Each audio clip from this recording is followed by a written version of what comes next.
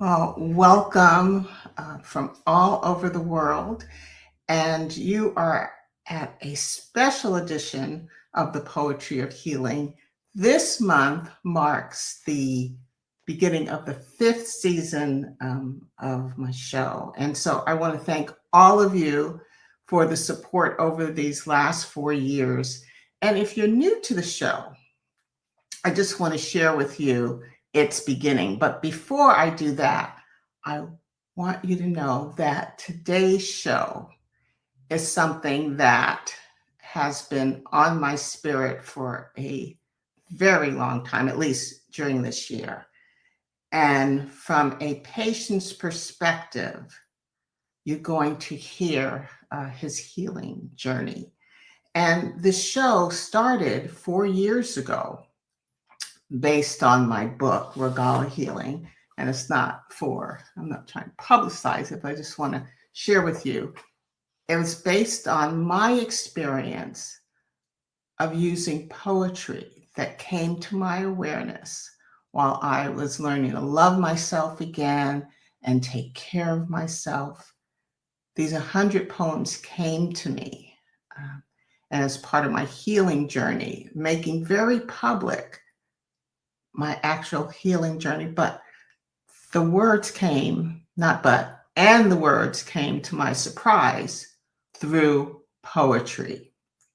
And these poems would come to me no matter what I was doing. I could be cooking dinner, I could be in the middle of a conversation, and this warmth would fill my heart. And then the words would start coming to my awareness, and I'd run my computer and start typing them. And I just want to thank the management at blackdoctor.org for giving me an opportunity to talk about in each of my episodes healing, and not physical healing, the healing of the mind, the healing of emotions, how we can be healthier, happier, more joyful, navigating this world. And so the last 4 years, that has been my goal with every single episode.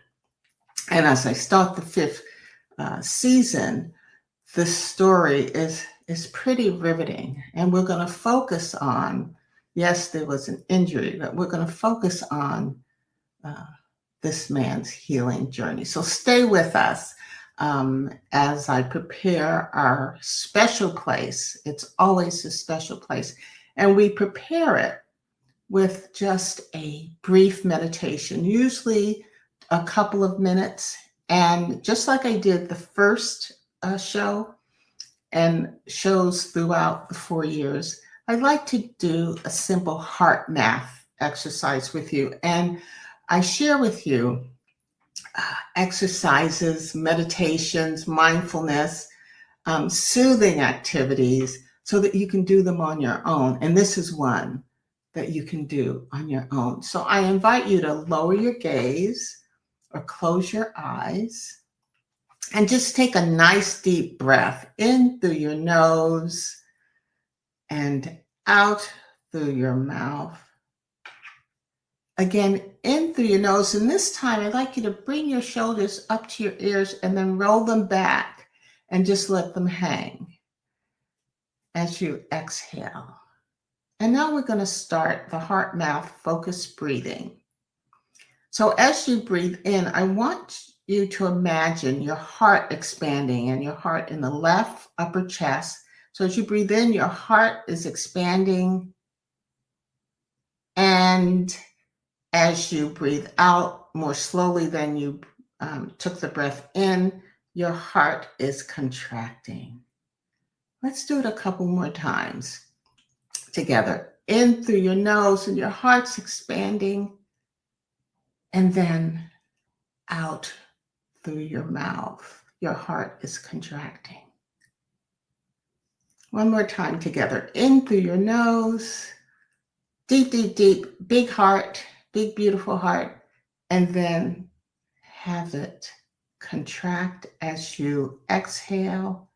And then just allow your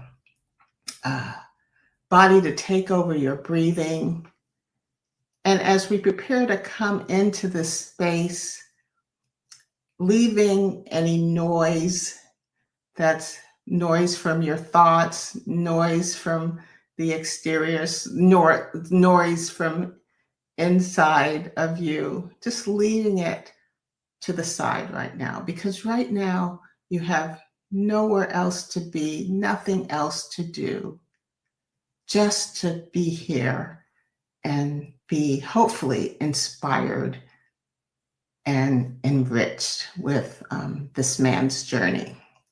And so take a nice, another deep breath, and then as you exhale, just enter this space. And so for those of you who are just joining, I am Paulina Van. I'm the host of the Poetry of Healing show. This show is all about healing.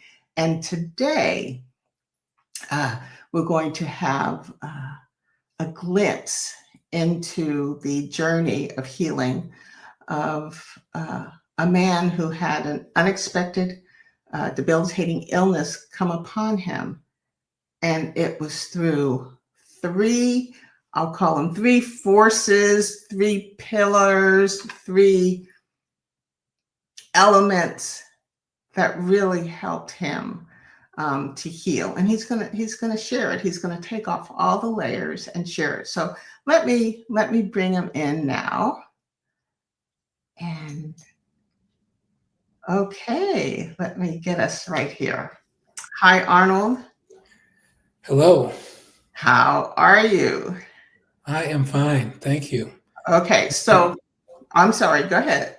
I'm just saying I'm blessed to be here. Thank you for inviting me. You're very, very welcome. And, you know, we talked about this for a long time, and we're finally here sharing your story, embracing your journey. Before we signed on, though, we prepared ourselves, right? And we listened to three of our most favorite gospel songs. And they were Grateful by Hezekiah Walker, Thank You by Walter Hawkins and the Love Center Choir, and then God Has Smiled on Me, Reverend Cleveland, James Cleveland. So here we are. And we're just going to see where this conversation goes. And I just ask you to have your heart to speak. And so if you'd like, you can share a little bit or a lot about yourself. And then we're going to, you know, so if you want to share something personal, if you want to just get into, you had the incident that lasted 150 days. So wherever you want to drop into it, Mr. Sure. Grisham, that's where the young people call you Mr. Grisham. Well, let me just say I am 78 years old. I'll be 79 in another month. And I have lived a very, very blessed life, just an extraordinarily blessed life. And so on February 19th, I woke up at 6 a.m. in the morning and I no longer had my legs. And I was rushed to the hospital, and the doctors quickly knew that I had this rare ailment called transmyelitis, where I really didn't have any feeling below my legs. And that was the beginning of a 150-day journey of being in either a hospital bed or a rehab bed, as I had to learn how to stand again. I had to learn how to navigate in a wheelchair. I had to learn how to navigate in a two-wheel walker. Now I'm in a four-wheel walker and hoping to make it to the cane stage next. So that's where I am. Mm-hmm. And you really distilled that very, very nicely, because this journey has been, now we're in our 9th month of the journey. And I say we because Arnold is my husband. And you didn't include that in this little introduction, but that's okay. That's okay. Um, and so, as we look at your healing journey, there are aspects. Well, this condition was unexpected, and you were in a mystery box. That's what we called it for weeks. I think for almost 2 months. The doctor's phenomenal care he received. They didn't know why this happened. And I think 9 months down the road, they still don't know, but you have a diagnosis. So let's just look and explore how you did your healing, because I know it was a surprise to you and surprise to me and surprise everyone around. You started noticing. Um, you started writing. You started connecting. So let's start with. I'm going to ask you um, to start telling the story with the poems that you wrote during this journey. Can you, or would you, just share with us how you began writing poetry? How did you know that this would be healing, or did you know? Mhm. Well, first, let me say that my mother brought Christianity to me when I was a very young person, and I've embraced Christianity all my life. But I think I was more of a passive Christian, and ending up in this hospital bed caused me to feel like this was where I was supposed to be.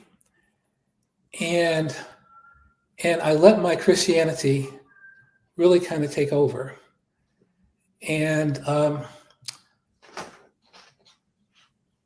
I just felt from the beginning that I was in a hospital bed. I was at ease. I wasn't anxious. And it was where I was supposed to be. And one of my first poems was titled, "I Am Where I'm Supposed to Be." And can I share it? Oh, absolutely. Thanks. Mhm. Whether I'm in a hospital bed or running free, I am where I'm supposed to be. Whether I live in a big house or a small apartment for two or three, I am where I'm supposed to be. Whether I'm running from my past or to my future, only in my present can I be me, and I am where I'm supposed to be. When I live in the present, it is the present, and I am and I am where I'm supposed to be. Whether it is the quiet anticipation of a sunrise or the calm reflection of a sunset, I am still me, and I am where I'm supposed to be. Whether I roam from the mountains to the sea, I am where I'm supposed to be. Whether I'm celebrating life's victories or battling life's challenges, I am still me, and I am where I'm supposed to be. Whether I have loved and lost and loved again, I am still me, and I am where I'm supposed to be. Whether I have just been introduced to the word, or I am a committed soldier for Christianity, I am where I'm supposed to be. So And because of that, I was able to relax.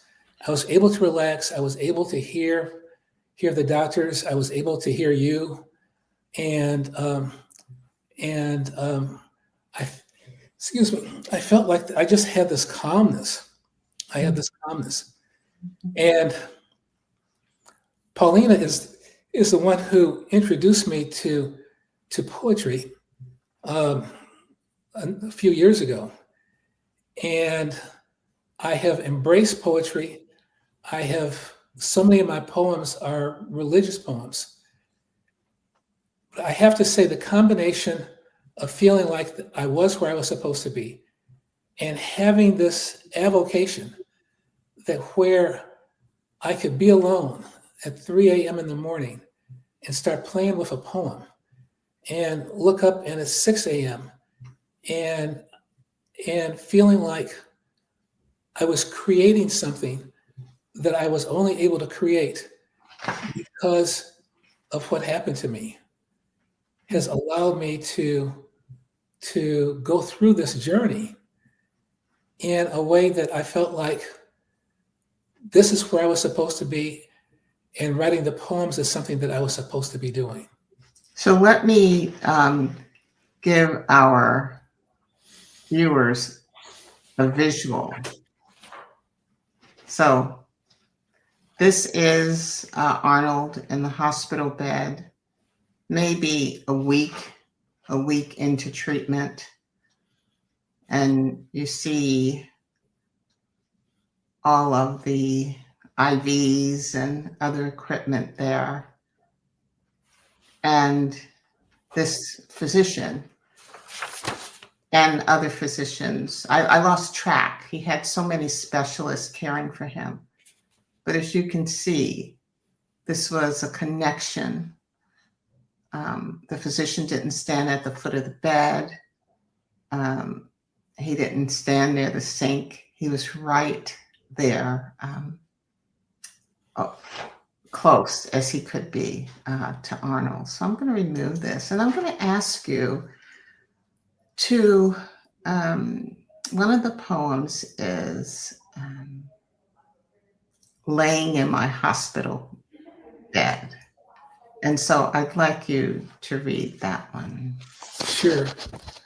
Laying in my hospital bed, bathing in the evening sun, realizing my work has just begun.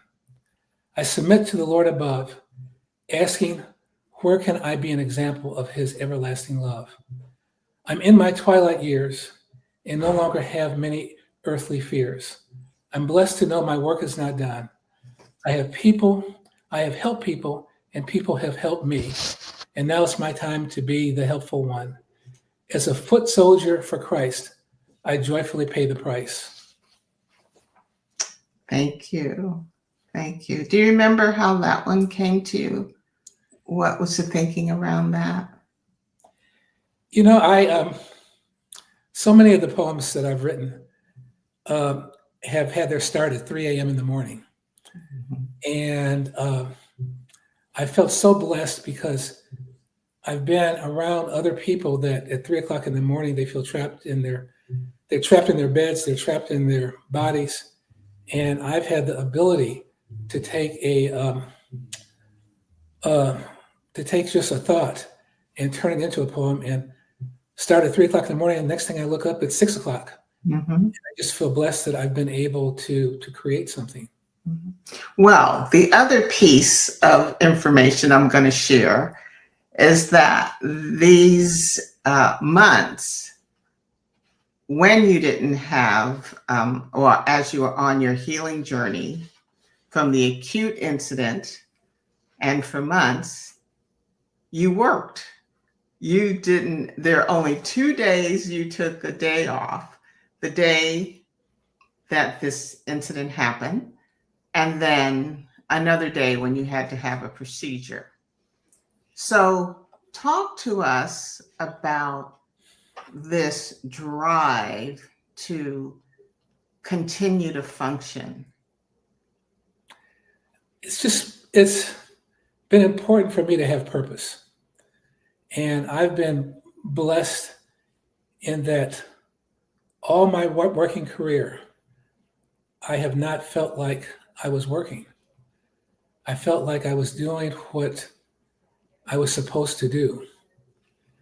And one of the, I was going to say, great things about this illness that I've had is that you can't go through what I've gone through and not be fundamentally changed. And I have been changed. And one of the ways, if I can continue with this, one of the ways that I've been changed is how I see people. And as you know, as you all know, Paulina is a nurse, but she's a professor, but a nurse by profession. And because of that, I've had a chance to meet and know many nurses. And with this illness, being in a hospital bed, I began to see people differently. I began to see nurses differently. And I've been amazed at how hard nurses work. And I felt like I had a calling because I never felt like I was working.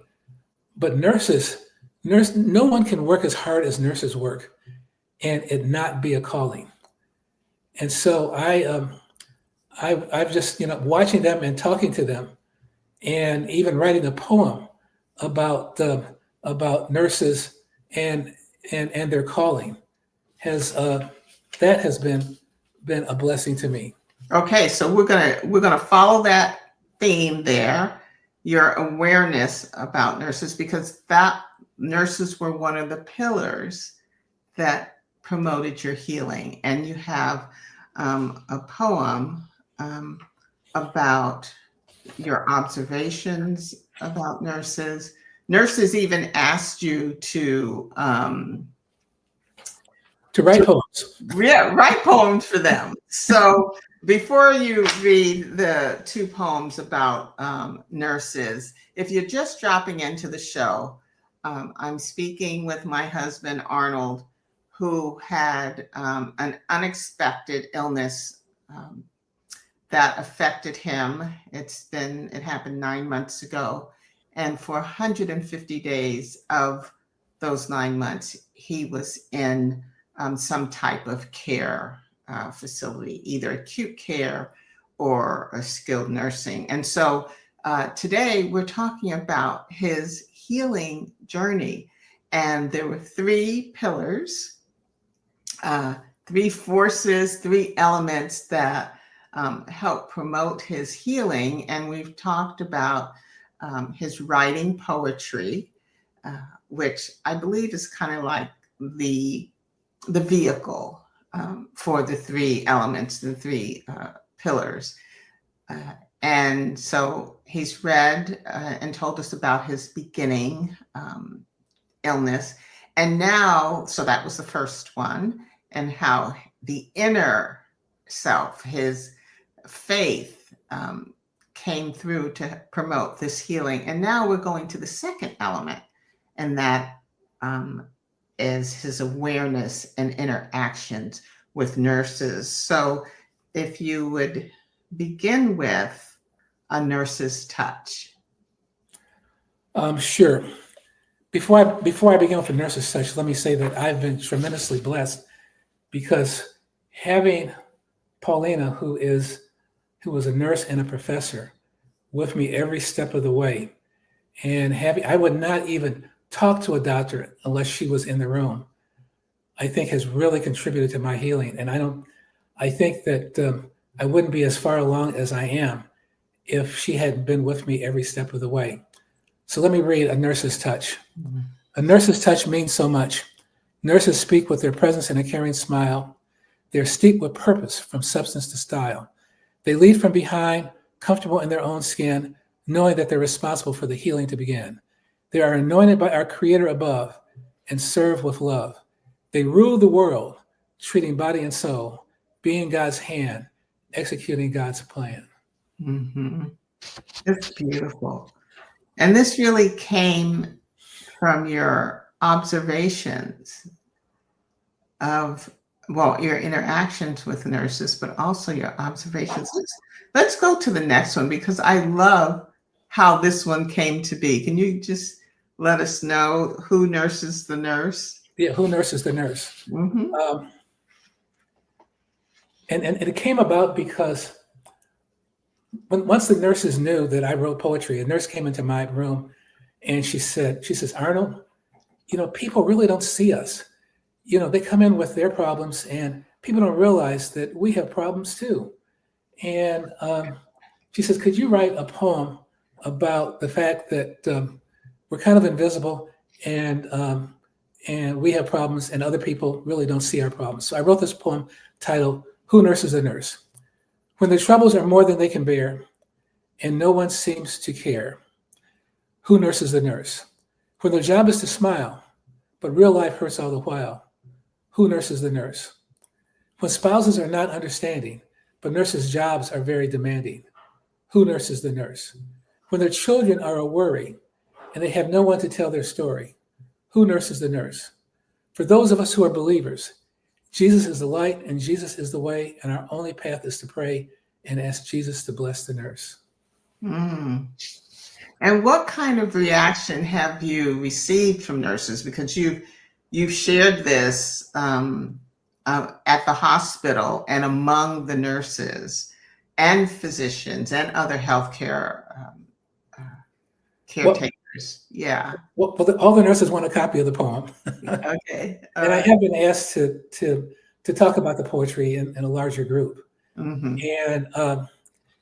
And can I digress for a second? I would love to read the poem "Nurses Hear the Call." Sure.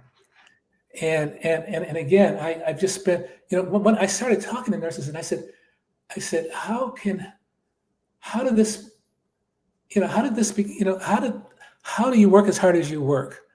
And they would say, so many of them would say, I knew when I was in grammar school that I wanted to be a nurse. I knew that I watched a nurse take care of a loved one when I was in high school, and that caused me to want to become a nurse. And so it caused me to write this poem, Nurses Hear the Call. Nurses have heard the call and are blessings to one and all. They have their assignment from the Lord above, and they shower their patients with a caring love. They cheer their patients' smallest breakthrough as if their lives were beginning anew. Because nurses answer the call, they never view their work as work and work long hours being of service to all. I've been blessed to be in their care, and I thank the Lord that they are there. Mm-hmm. Yeah. What kind of response did you get? So many, they say that's, I knew early on.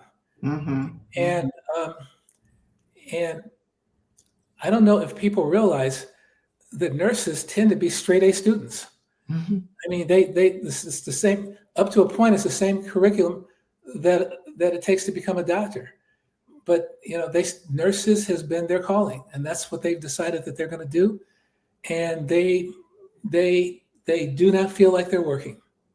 Well, you read, I believe you read this poem or a couple of the poems at my poetry open mic last week. And the nurses put in the chat, you get them, they say, you understand them. So I'm going to move us on because there's a third element, force, pillar that helped you on this healing journey. And it is the community. And so would you read, Lord, thank you for friends? Sure.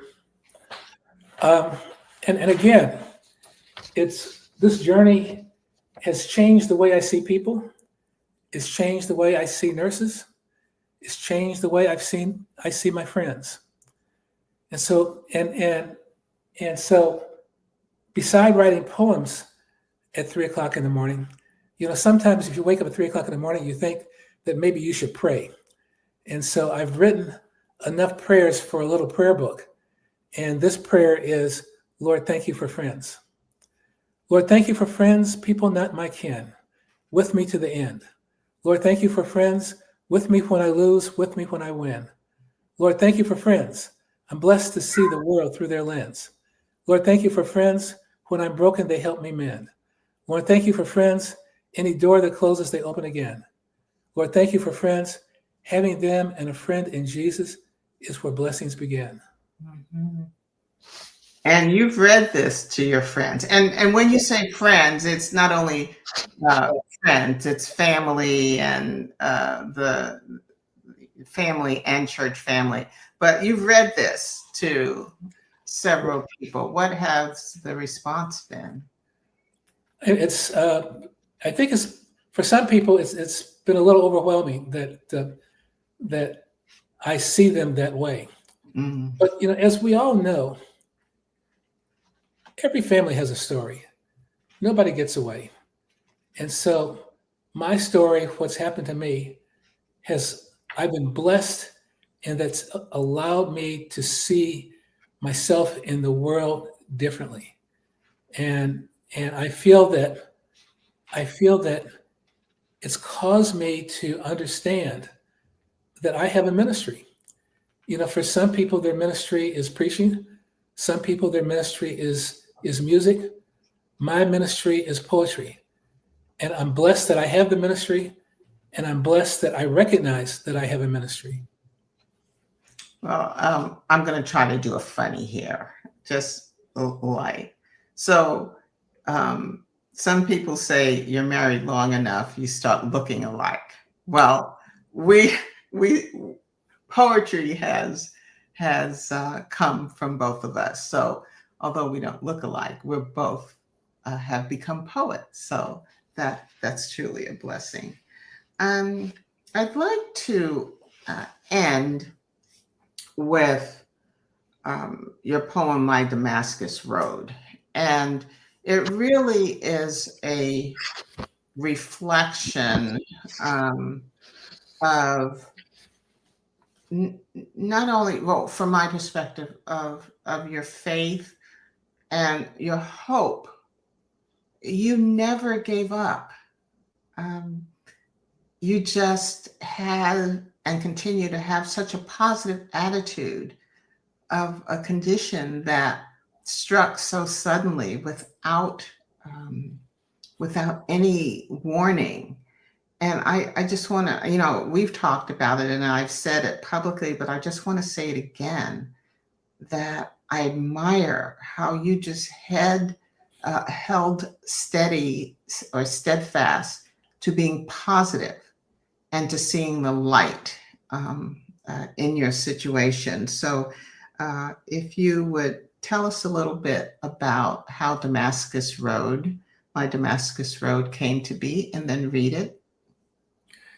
There's a saying that suffering is a cleansing fire. And that's what it's been for me. And that's what it was for Saul when he was on the road to Damascus and to persecute Christians. And as they got close to Damascus, a bolt of lightning struck in front of him. And it was Jesus saying, Saul, why are you persecuting my people? And that bolt of lightning caused him to lose his sight. And the people that he was with, their sight wasn't affected, and they were able to take him to Damascus. And then later on in this journey, he became Paul and one of Jesus's key disciples. So my Damascus Road was when I lost my ability to walk. I am told this was my Damascus Road.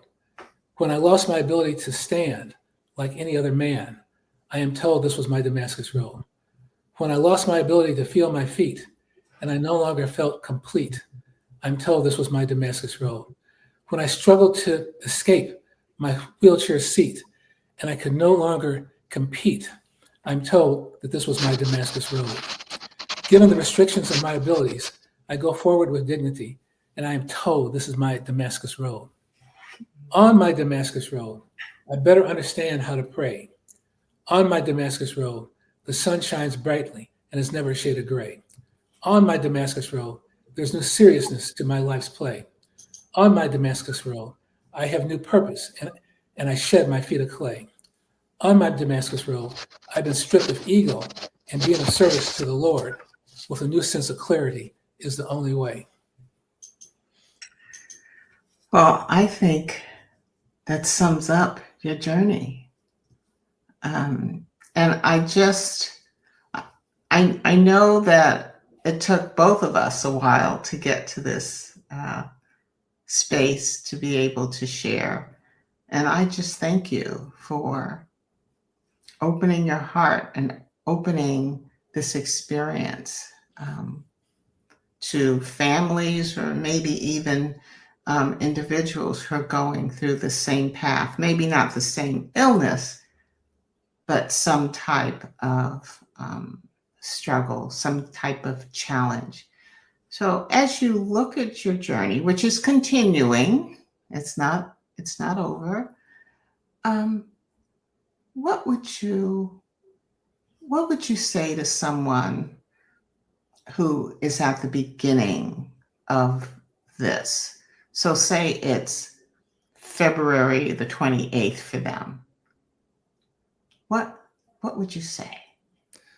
Well, I guess what I would say, if you're fortunate enough to have a partner, and I've had Dr. Paulina Van as a partner, and you have someone that's a partner like Paulina Van to walk with you on a journey like this, it certainly makes the journey a lot easier, and it allows you to get through the journey.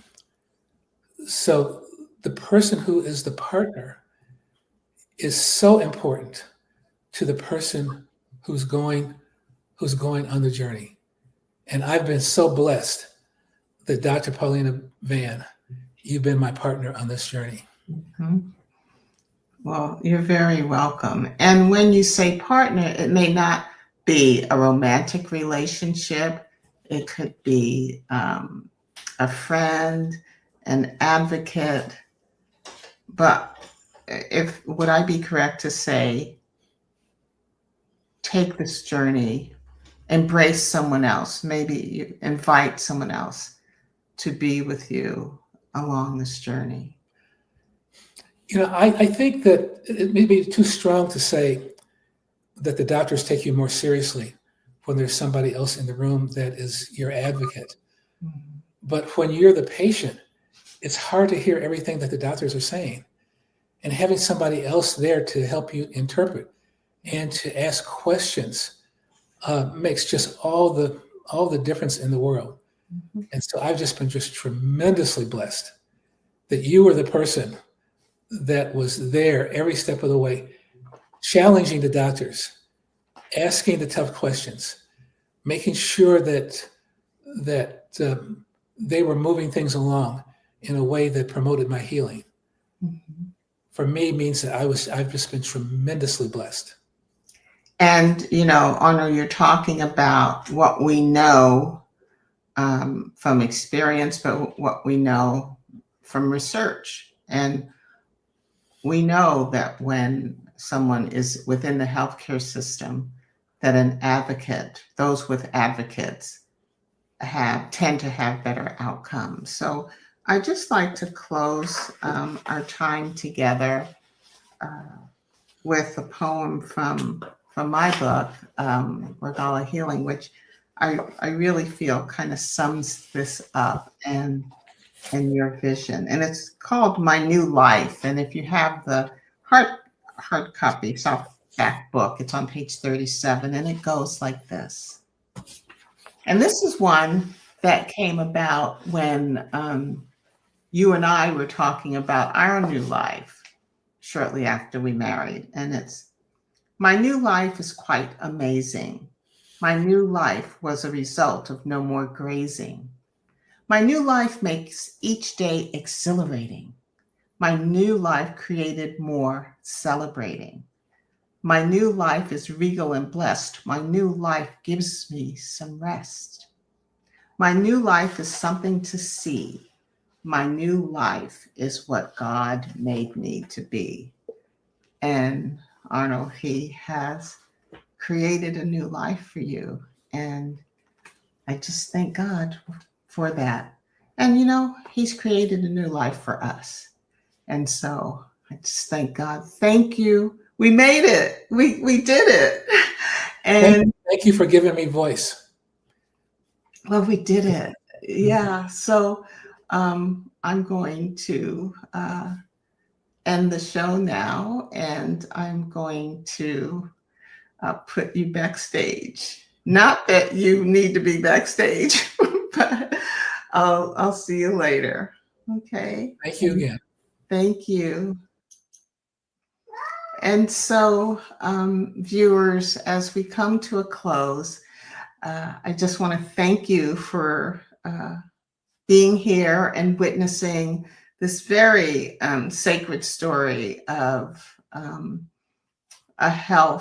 challenge, but more so the journey of healing. And Arnold has talked about how he has healed, and there were three pillars: his inner wisdom, his inner courage, his stamina and grit, then nurses, and then friends, all of which came through poetry, and therefore the healing element, essence, power of poetry. I wish you love and light. Until I see you again, we're celebrating the beginning of the fifth season of the show. So I hope you continue to support this time that we have together, and much love, light to you. I'm going to share a couple of resources if you'd like to immerse yourself in some healing poems in my book. Okay. Yes. Thank you.